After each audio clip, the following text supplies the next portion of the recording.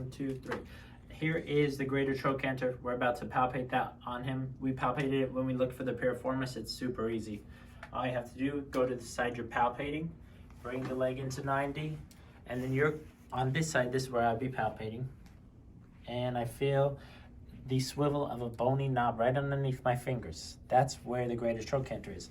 If you want to look on this body real quick before we move that way, here is the top of the iliac crest right there. I move down, and here is the trochanter. So here's an approximation for this size of body. When you're palpating with different sizes of body, understand where the trochanter probably is associated with based upon how tall they are. All right. The next things on here, we're going to palpate into the tibiofemoral joint. And let me show you on the skeleton right before we get rolling. Dr. Cantu, you can go face up if you're ready.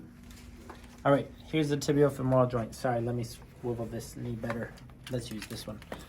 All right, when we do this, there's not a lot to do. It's not hard at all.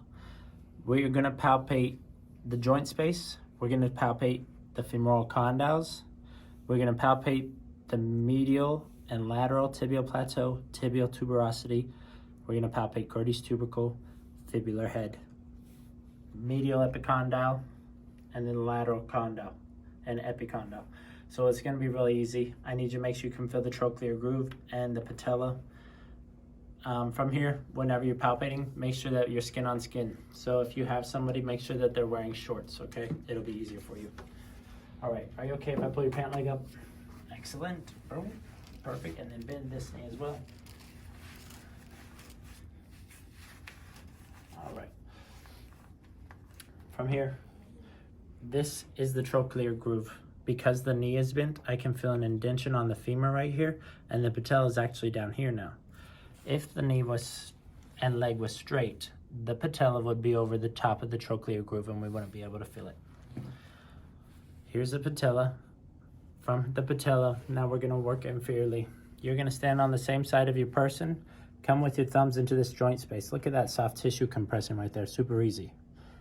From this point, let's work on the lateral side because this is the best angle of view.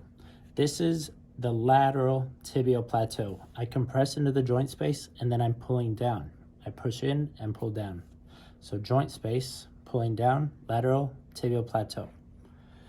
From that, I'm gonna come down here and I feel just inferior to the lateral tibial plateau like a grainy osseous tissue. This is the Gerdy's tubercle.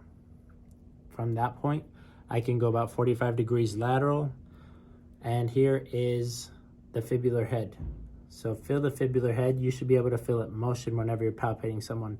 I put my fingers on the back side of it, almost on the back of the calf, and then on the anterior aspect of the fib head, and I motion it like that. I push it and I pull it. All right, back to the joint space.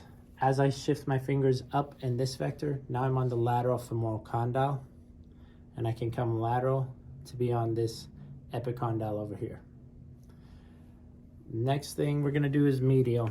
So from here, I go joint space, medial tibial plateau. I push in and I pull down, medial tibial plateau. Lateral femoral condyle. I push in, I vector up, and now I'm hitting the femoral condyle going that direction. As I'm looking for the adductor tubercle on the femur, it's called the adductor tubercle because the muscles, the adductors, attach to it.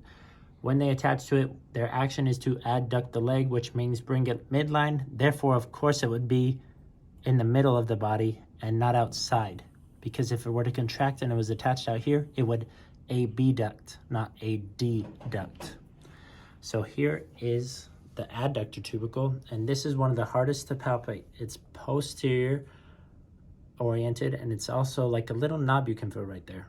So that's the adductor tubercle. Last one I need you to know for the knee is the tibial tuberosity.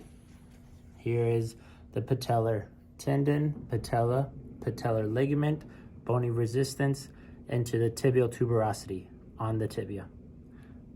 Good.